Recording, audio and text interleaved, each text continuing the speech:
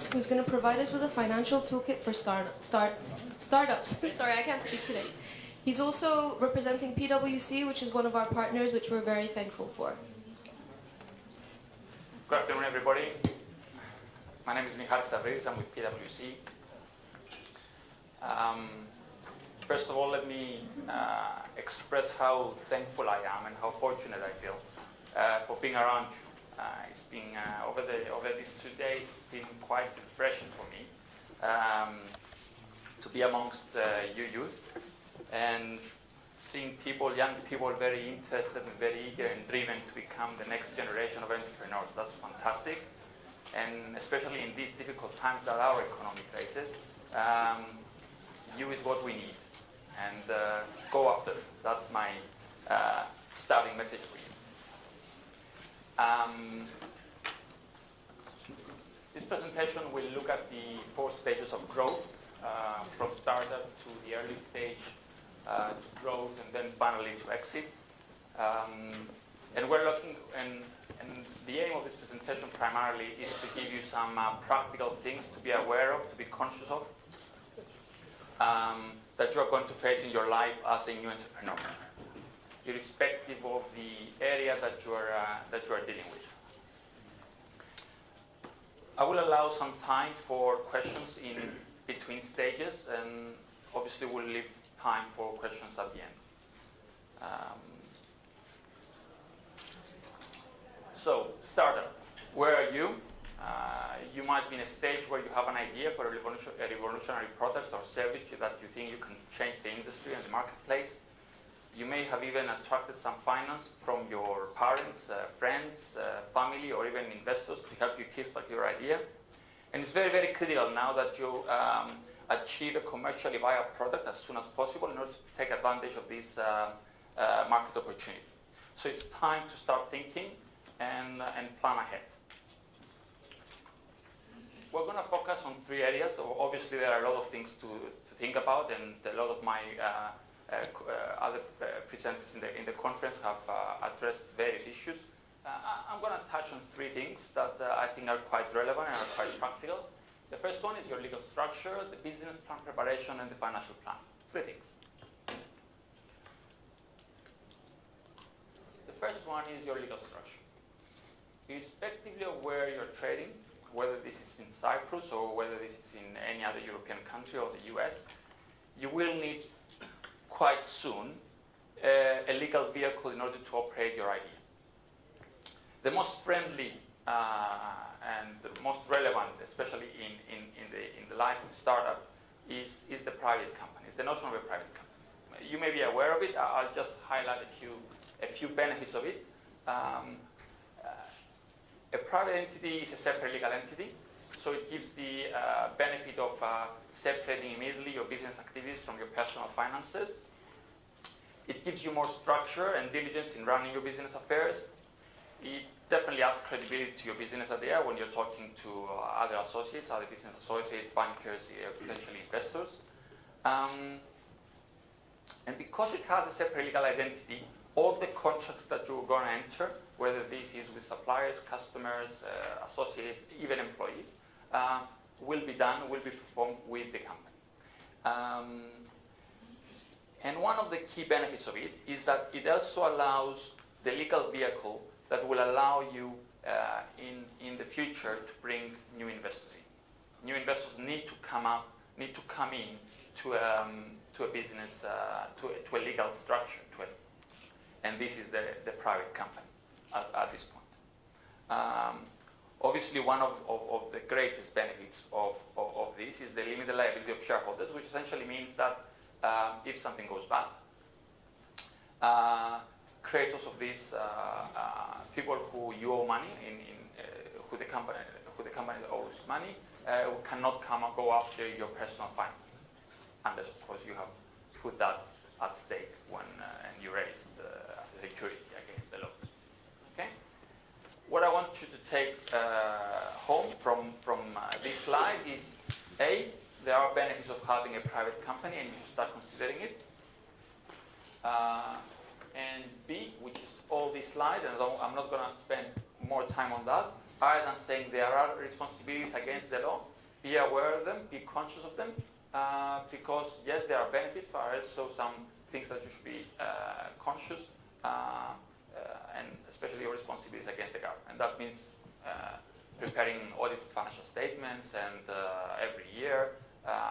But this doesn't mean to be very, very costly exercise. So don't be scared about future cost of this. The next area I want to touch upon is the business plan preparation. I'm sure you've heard a lot. I'm sure there are conflicting ideas. I'm sure there are people who insist on PowerPoints, on words, or on flip chart, or have different ideas of how to prepare the business plan. At the end of the day, though, we end up having to realize that we need to perform a business plan. And this business plan doesn't mean it has to be 150 or 200 pages long. It needs to address some key themes. And the earliest you start thinking about them, the better. I've been in yesterday. I've been through several of these presentations over these 2 days, and at the end of the day, we all end up saying the same things about know your product, know your business proposition, who will be your customers, how big is your market share, what's the target market share you're targeting, what are the barriers to entry, how easy it is for somebody to get into your space. What's your competition? So these are things that you need to consider and start answering. Obviously, you won't have all the answers from the beginning, but it's good for you to be aware that you need to answer these questions. The next area I want to touch upon is financial projections. This is the stage where we transform our business plan to numbers. Boring numbers for us accountants, but still very, very important, because you will be talking to bankers, you will be talking to investors, and you need to grasp some notions very, very well. So your financial projections, there are topics that you need to be aware of and think. Obviously, first is your turnover, how much you're going to, who will be your customers, how are you going to price your product, and what will be your revenue from your business venture. How much it will cost, your cost of sales, how much it will cost to deliver the product and the delivery of the service.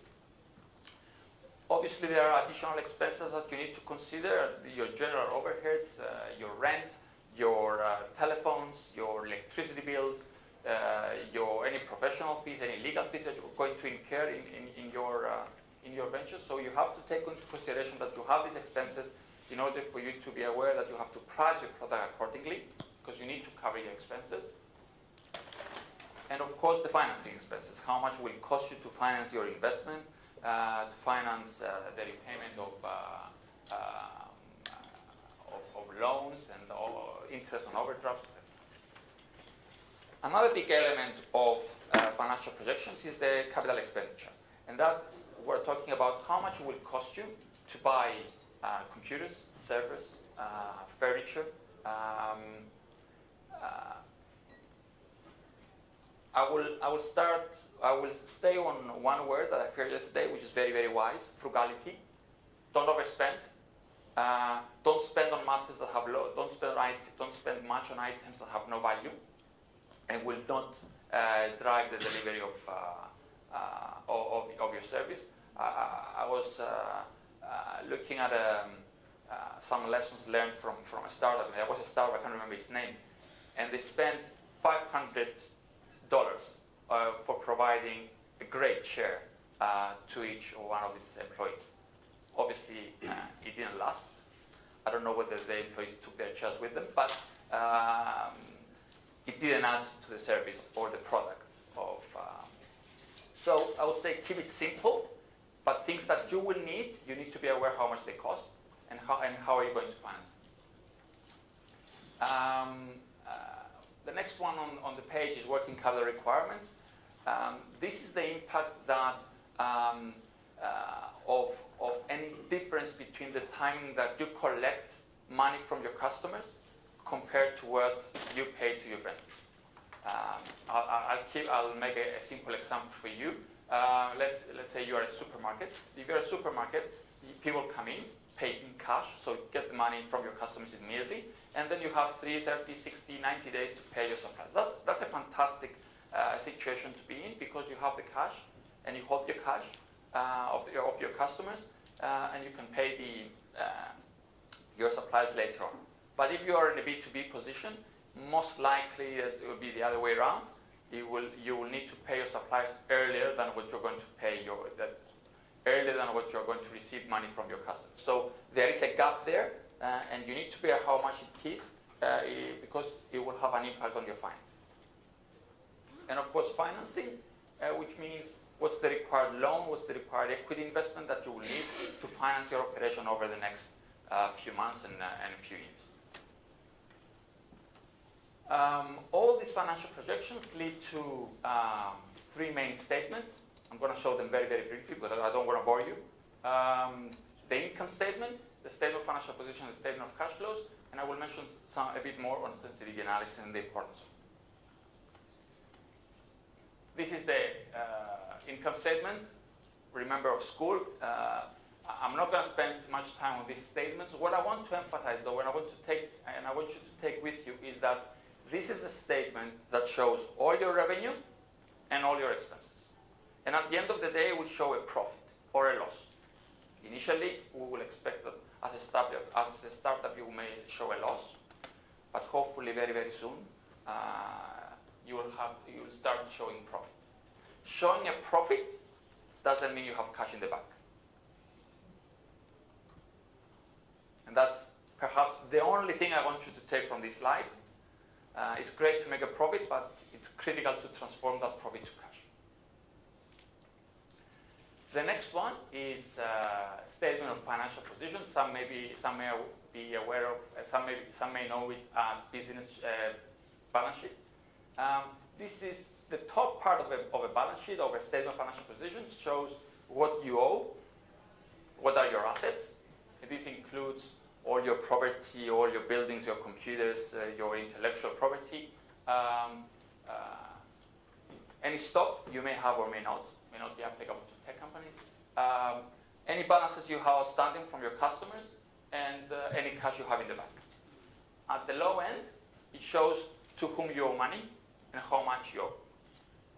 So ideally, you will need to be in a position where you be in a net assets position, that you owe more, that you own more compared to what you owe. And the value of a strong balance sheet primarily is the balance sheet that you can easily liquidate and sell your assets to pay very easily your obligations. And at the end of the day, if your assets are higher than the liabilities, you will end up with some cash in them.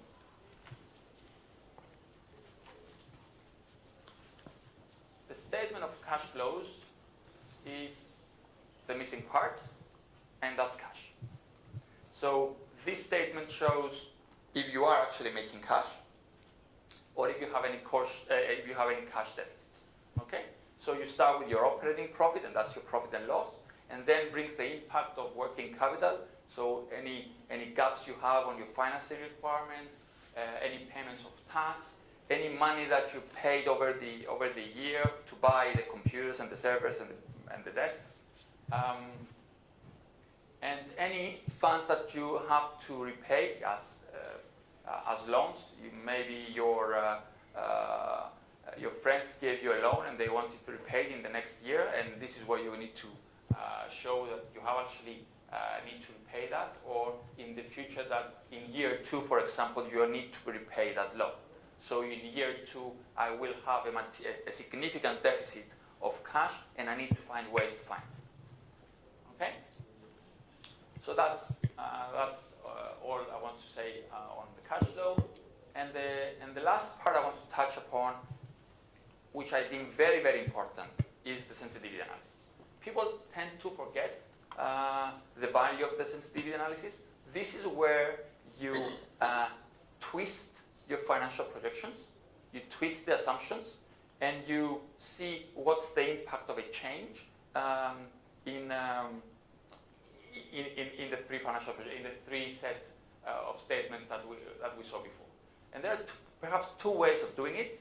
The scenario-based, and that's pretty easy. You prepare 3 scenarios, perhaps 4 scenarios. Your basic scenario, what you feel is realistic. Oops. Okay. What perhaps is you feel is realistic. Maybe an optimistic scenario and a pessimistic scenario, perhaps. People tend to prepare only one scenario, from my experience, the optimistic scenario. And I've been in various meetings in my life where I see projections and everything tends to grow very, very quickly in a very, very short period of time. And miraculously, margins become higher and higher forever. And from my experience, on hindsight, most of these optimistic scenarios don't work. So expecting investors and lenders to pay attention to you means convincing them of a plan based on conservative and realistic assumptions. The other way you can prepare your sensitivity analysis is think of the 3 to 5 key parameters that drive your projections and change them to see the impact they will have on perhaps your financing requirement. If you think, for example, that how much it will cost you to deliver the service is quite critical, then try and make the cost a bit higher. Say my cost, let's say the cost will be 10 or 20% more, and see what's the impact this change has on your numbers. So that's what I want to say about the startup phase, and I'm going to move on to the early stage. I think it may be good to have 5 minutes of a question time if you have any questions on this, so that we can move then to the next one.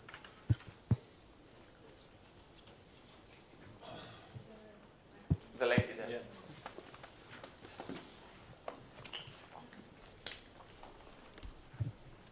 Actually, I have 2, but I'll be brief.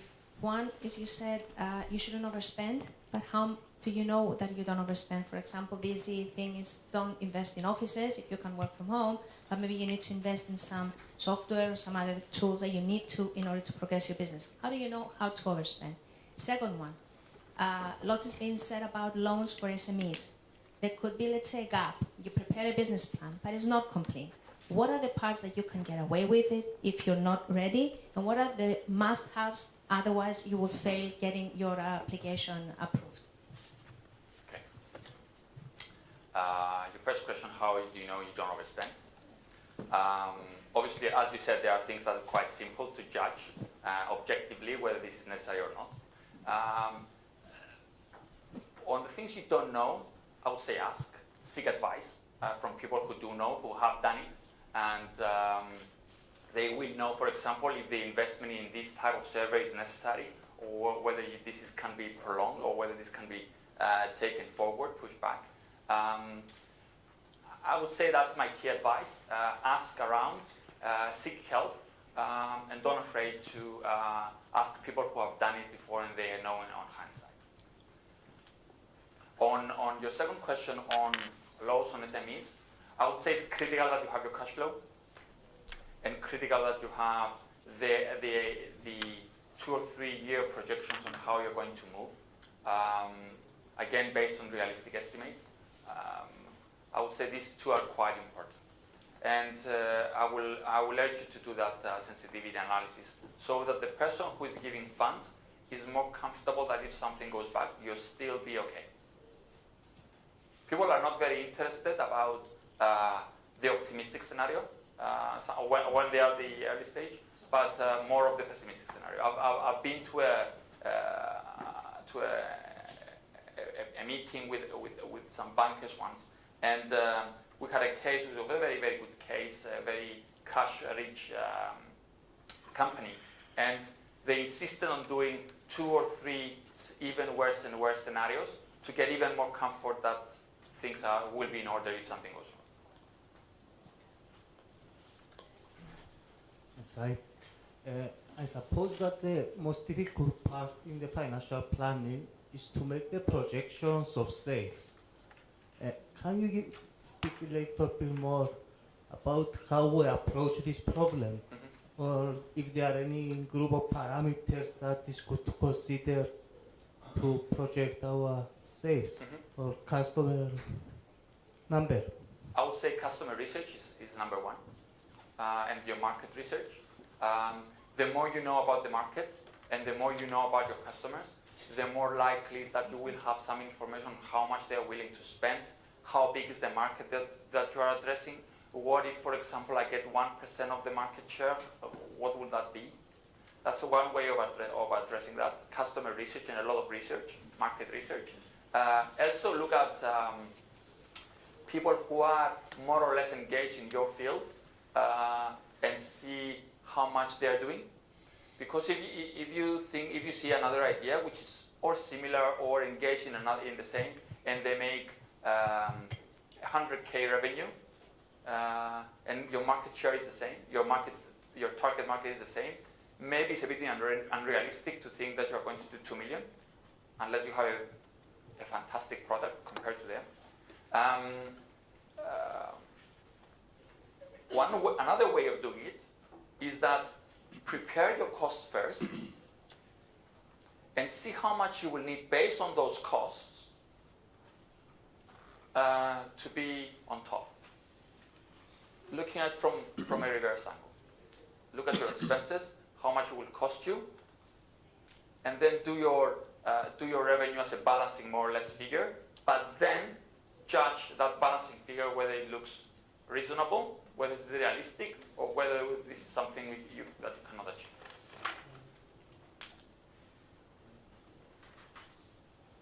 Yes, a clarification on that you said. In the worst case scenario, we should also show profits in our projections.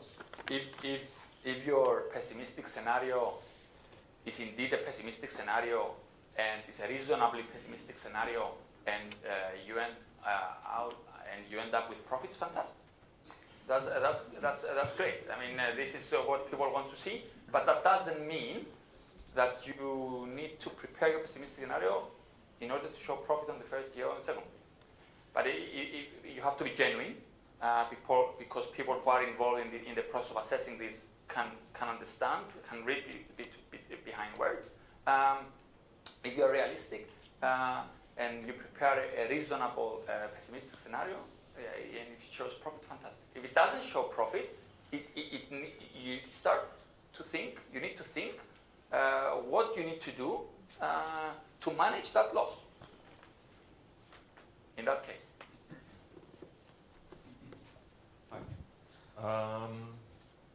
When we are going to pitch an investor, which they won't be looking to profit losses, cash flows, they want to see ratios. Which ratios do you suggest we use when pitching an investor? Of course, it will all depend on what business you are in. I'm not sure that they will not. I don't think I will agree with the sense that they will not want to see cash flow projections, because they will need to see how their funds will flow into your business and what impact this investment that you will require will impact your numbers. So allow me to say that they will be interested in seeing seeing the projections. Obviously, it's very important to look at your gross profit margin. If you are, how healthy would that be? Because below your gross profit margin, you will have a lot of other expenses, and you need to be able to cover these expenses in the future. Also, I think it's quite useful to see your EBITDA, which also shows the profit after these expenses, after these overheads, the general overheads, admin expenses, selling, marketing expenses, but without the impact of depreciation. Obviously, the growth in sales, I would say these are very, very key that you should be on top of. Shall we take one more question and then move on? Thank you. One quick question. There's a trend in this kind of analysis that when you set an assumption, you link it with another one. Yep. What's your stance on that? I think it's a bit dangerous, right? Obviously, you need to build a connecting story. You cannot select, pick and choose assumptions as you want them to be. So if, for example, you will be, and that's one of the usual errors that we see in financial projections, you cannot, for example, plan for a 20% growth and your gross profit and your cost of sales to remain constant. Doesn't work. The more revenue you have, the more it will cost you to produce. So yes, they are related. Or you cannot project for a lot of sales, for a big growth in sales, and have staff numbers remaining the same. It will not just. It's not as simple as that.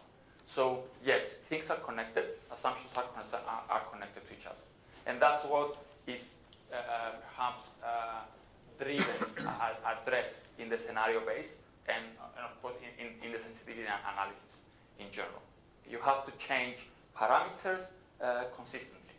If you want to see a pessimistic scenario, if you see how these parameters change, have an impact on your financial projections.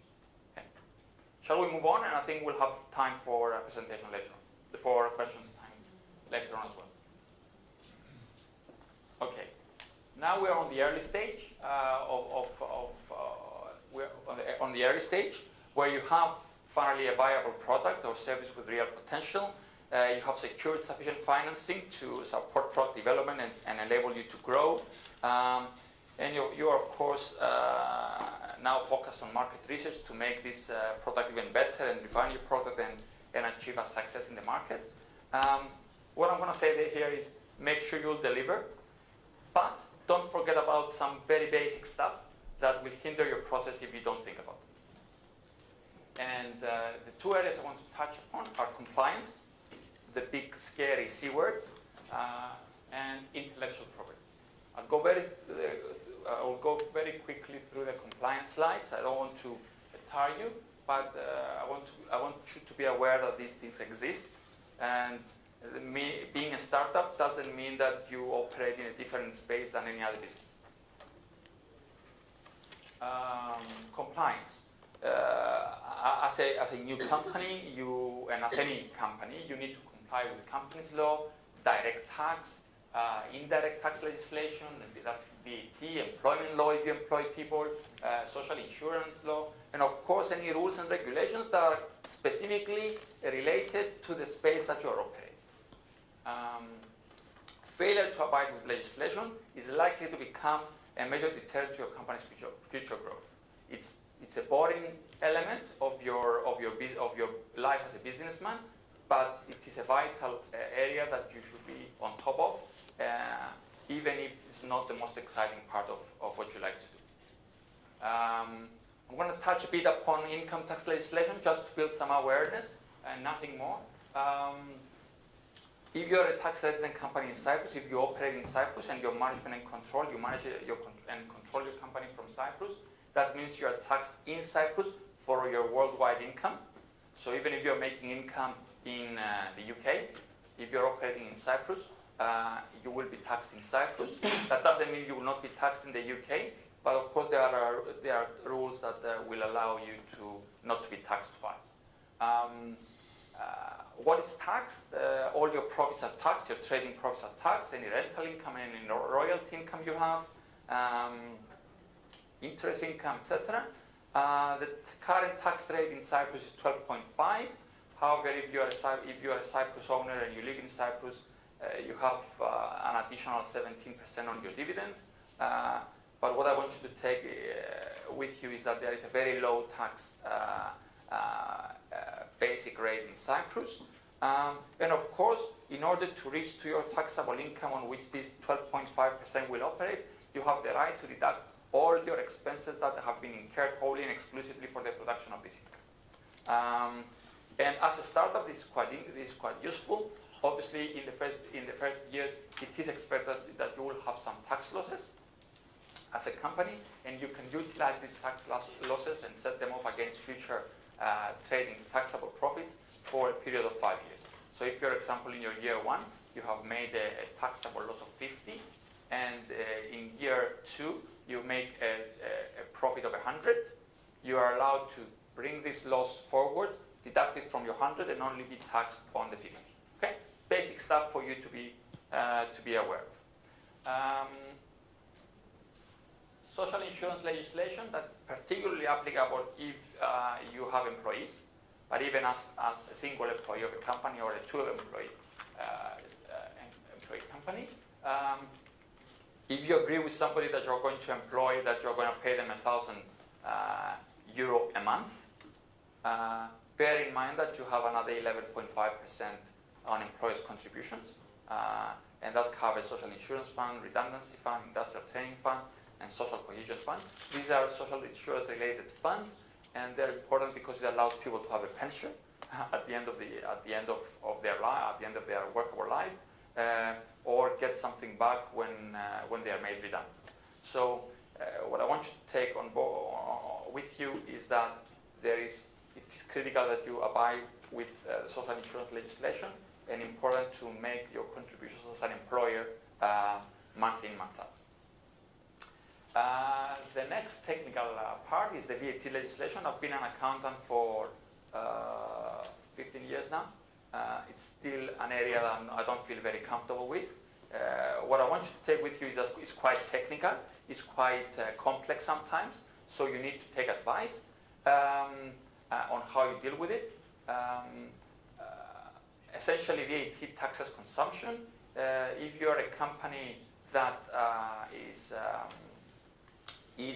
producing or is delivering taxable supplies, as we call them, you don't have necessarily a cost, because you will put that cost on your consumer.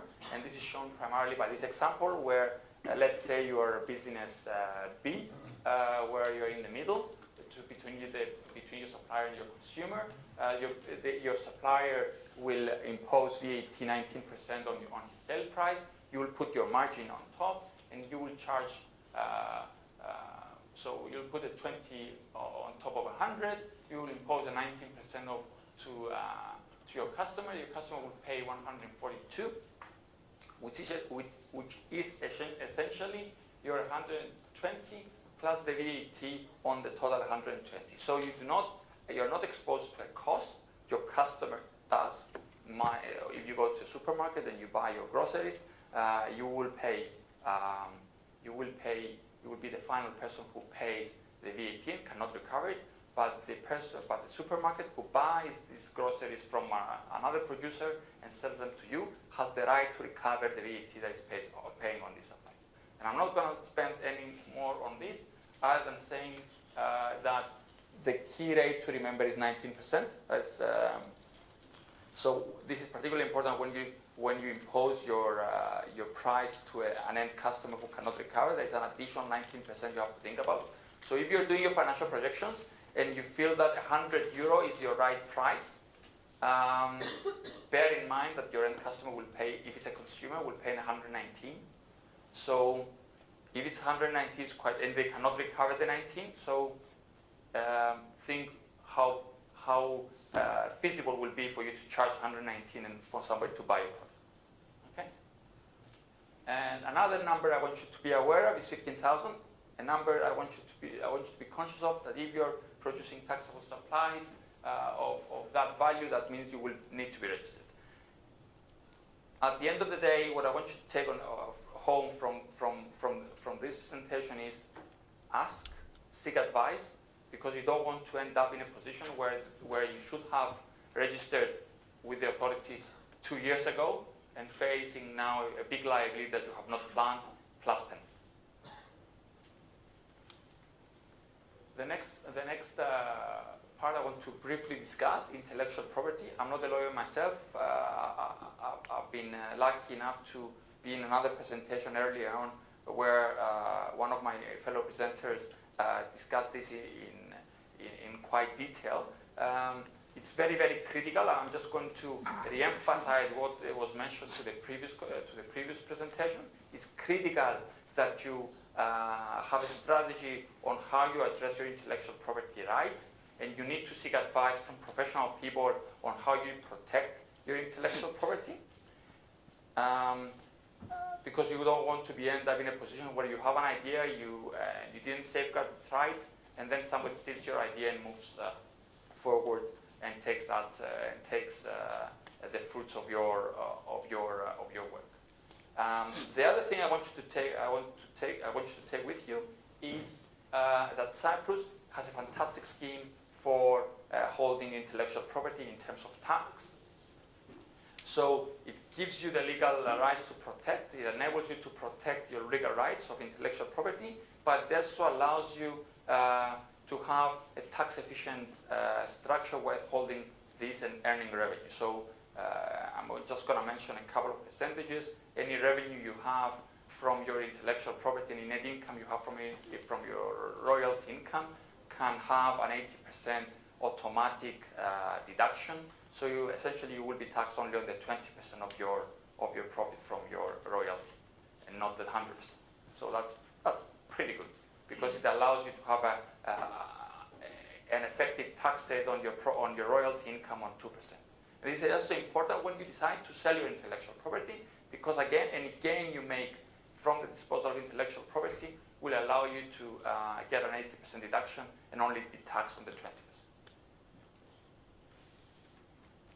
Okay, and before I move to growth, does anybody have any questions on the previous slides?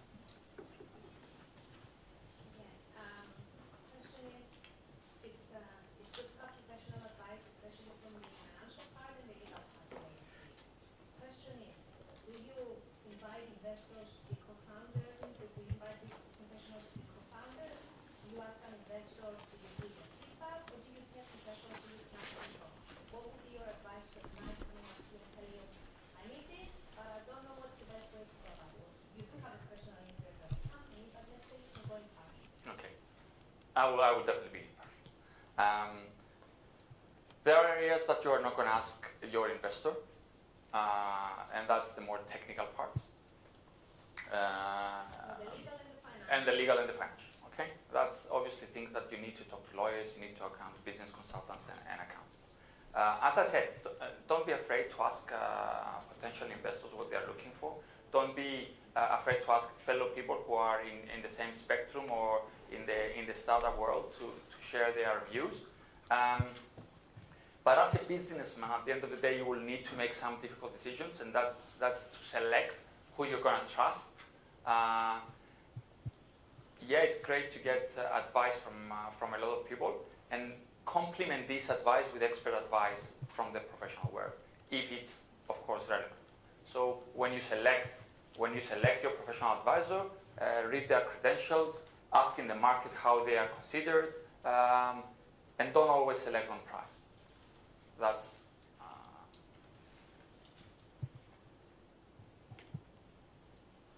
any other question? It's a question. I need a clarification, because you said about the 80% non-tax on intellectual property. I wanted to ask if it's apply also when you have like a product and you send a license, like a franchise, and you get royalty in like an income in Cyprus. Is it still the 80% non-tax, and you get tax on the remaining 20%? Yes. Okay, thank you. Any royalty income will get this exemption.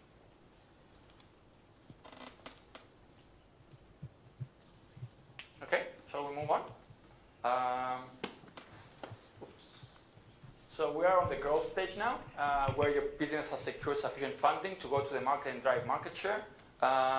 Your revenues hopefully are growing, and there is a rapid increase in your demand for your product. And now it's time to transform your business to something more,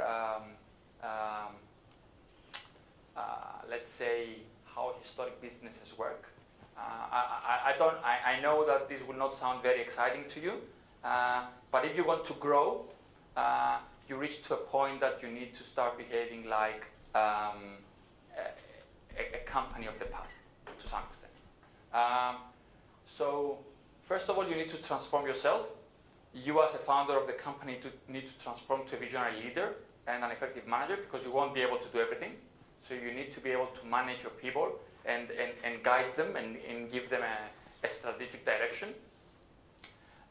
Your executive team will also need to change, will also need to transform. Obviously, they are hard-working individuals who can create lots of great products, but these guys need to transform now to great managers of larger groups of people. And they will need to transform to a person who does the work, to managing the people who to do the work. And that's very critical. Because you need you cannot switch a button and make people suddenly behaving like great managers. You have to invest time and effort and money to properly train your people to become to make that transformation. Also, the nimbleness of the early stage business, the ability to take quick decisions, to have quick thinking and make fast decisions, needs to be balanced a bit with the presence of processes, procedures, controls, systems. I'm going to use an example just to make it easier to communicate what I want you to take on board. Let's say you have a maintainer. I'll use a simple example. Let's say you have a cafe, and you are the owner of the cafe, and you are there, and you talk to your customers, and you do the coffee the way you want it to, and you're happy now that this goes very, very well, and you want to open another coffee shop with the same brand. Maybe in the first year you can travel in both coffee shops and ensuring that everything is run well. But what about if you move to 5, 10, and 20 coffee shops around Cyprus and 100 coffee shops around Europe? Obviously, you cannot be in all of them. So you need to have a process, or you need to have a procedure how the coffee is made. What will the cashiers say? Who will count the cash? Who will open the store? And all this. So if you want to grow, you need to transform and balance this quick thinking with process and controls. And you also need to start thinking of a lot of other things. One part is financial control. Have rolling budgets, continuous budgets, update them continuously, looking at financial performance, have and set financial key performance indicators and monitor the performance against those KPIs. You need to place more importance on your tax planning. You have people as well, so you have to think of areas like HR policies, performance management, how do you motivate your staff. You need to think of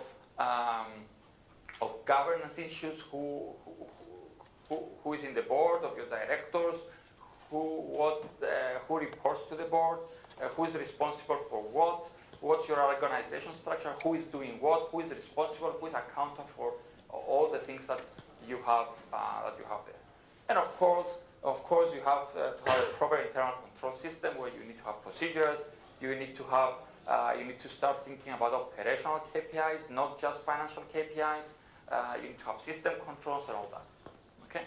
So this is a transformation phase if you want to grow and if you want to be ready for a potential exit route. Allow me to go through the exit route at the same time and move on to the exit route and then take 10 minutes for questions.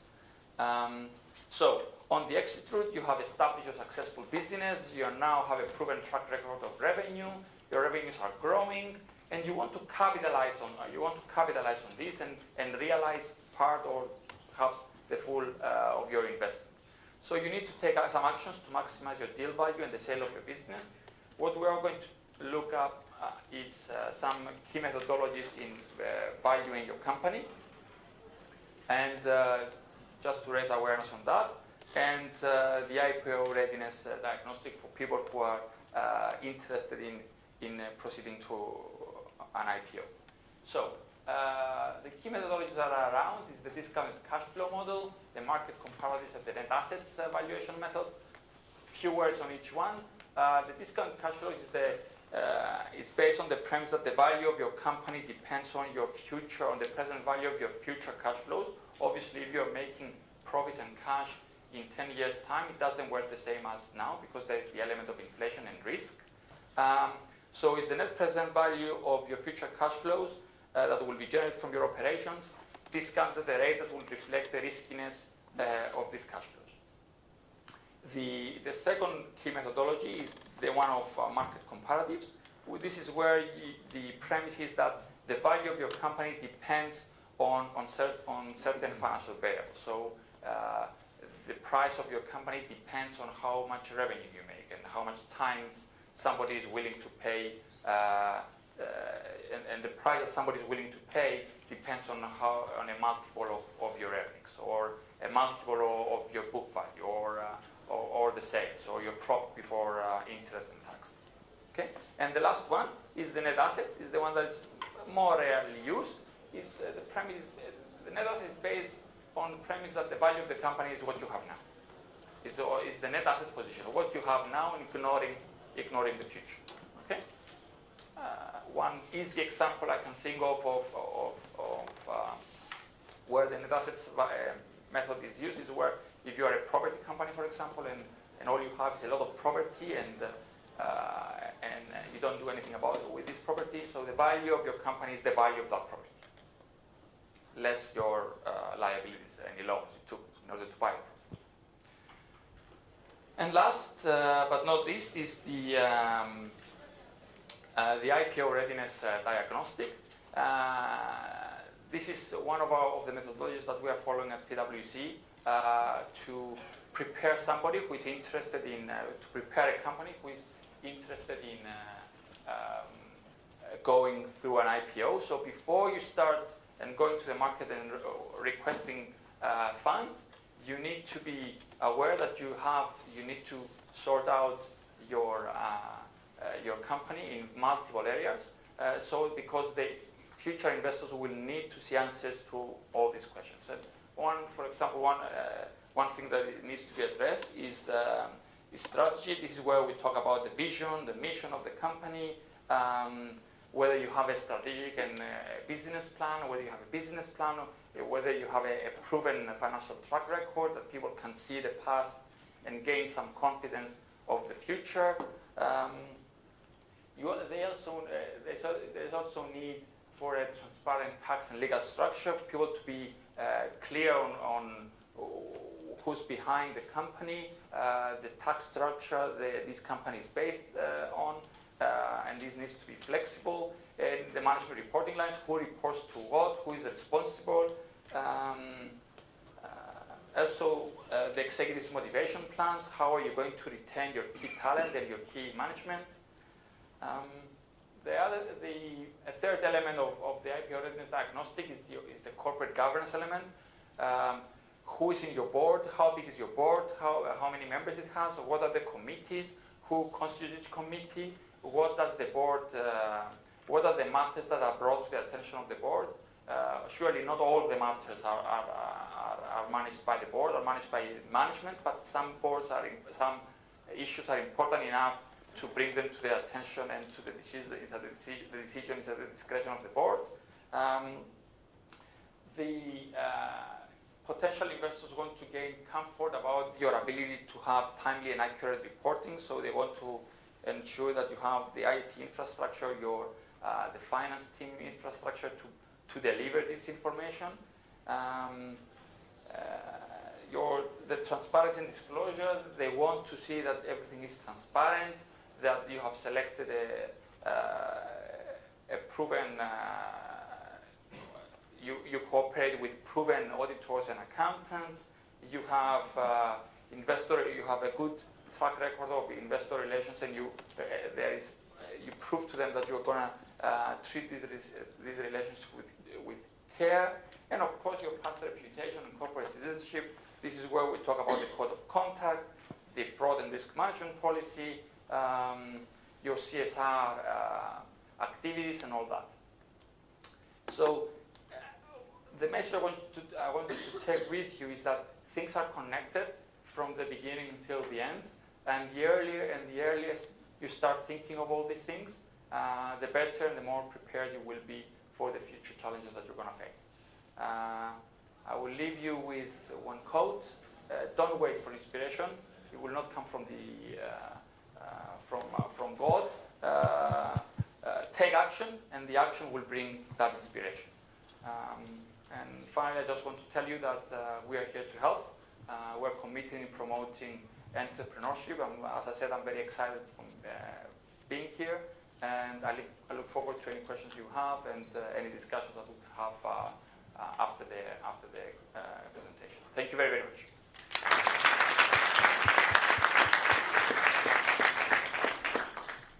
Any questions?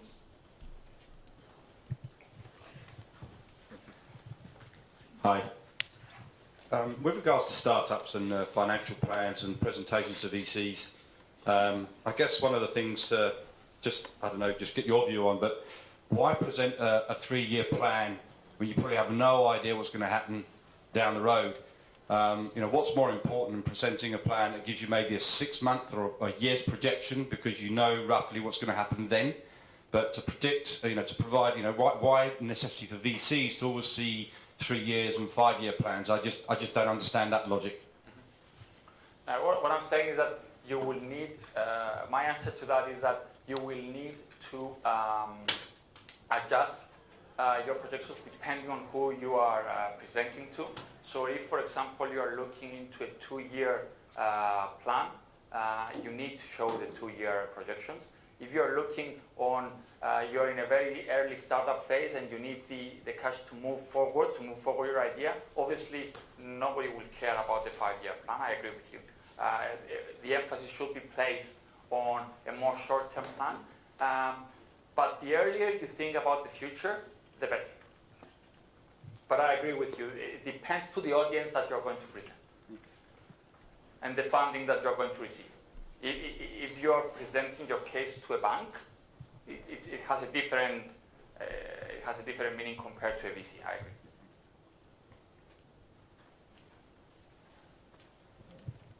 My question has to do with exiting and with regarding to Goodwill. How do you calculate Goodwill in terms of exiting? I have to be honest. I'm not a technical expert on how you value Goodwill, so I cannot really answer that question. But it's obviously you will. At the end of the day, you will need to look at future cash flows that will be generated from that Goodwill. If there's no real value on that Goodwill, if you cannot transform that Goodwill to future cash flows, it's very, very difficult to value.